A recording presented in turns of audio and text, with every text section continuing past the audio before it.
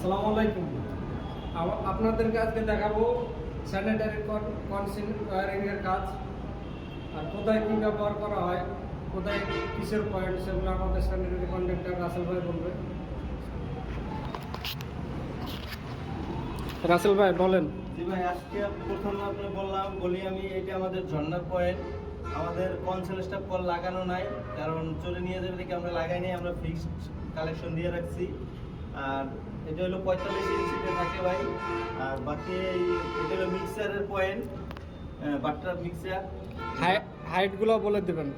হাইটগুলো বাট্টার মিক্সারের height হলো 31 ইঞ্চি। ডান সাইডে থাকে হলো ঠান্ডার পয়েন্ট, বাম সাইডে থাকে হলো গরমের পয়েন্ট, এই দুইটা পয়েন্ট।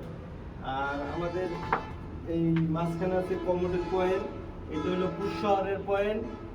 আর পিছনে আছে এটা হলো লো ডাউনের পয়েন্ট। আর হাতের ডান পাশে এইখানে আছে বেসিং এর পয়েন্ট। বেসিং এর পয়েন্ট ডান সাইডে ঠান্ডা, বাম সাইডে গরম। এটা হলো 28 ইঞ্চিতে পয়েন্ট।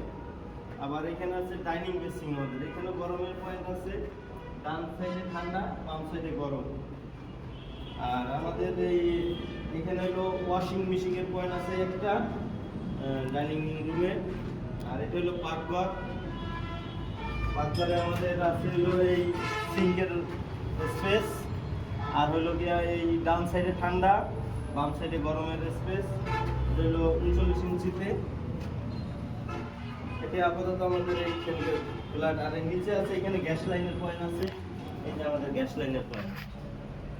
সিঙ্কের চুলার নিচে, চুলার নিচে।